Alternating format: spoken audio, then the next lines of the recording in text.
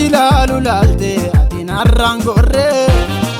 na barbade mana kotti gorte ajubbamaadhan jenne amma kuno navlate tagofta kaya enjinne chappeffame adda korra jira godannes nimbanne amma kuno navlate tagofta kaya enjinne chappeffame adda korra jira godannes nimbanne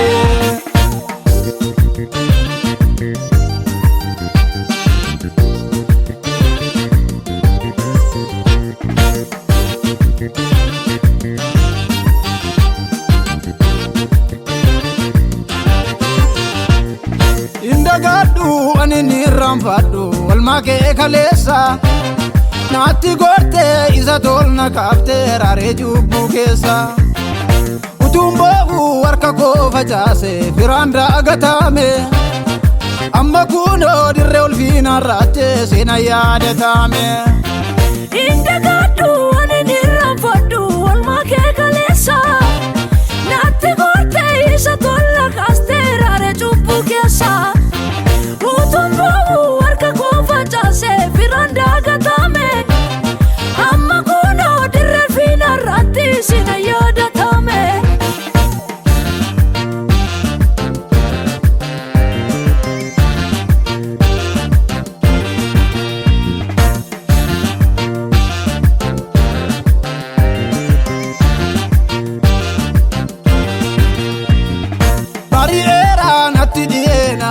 Dukkani kalesa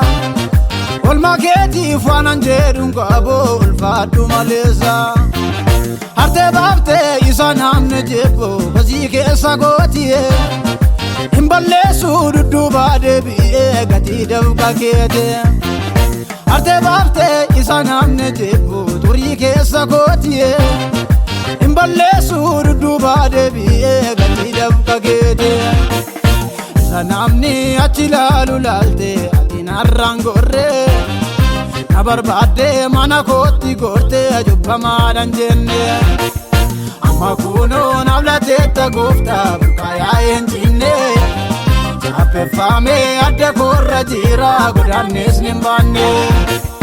amma kuno navlate tagofta kaya enjinne chappeffame adda korra jira godannes nimbanne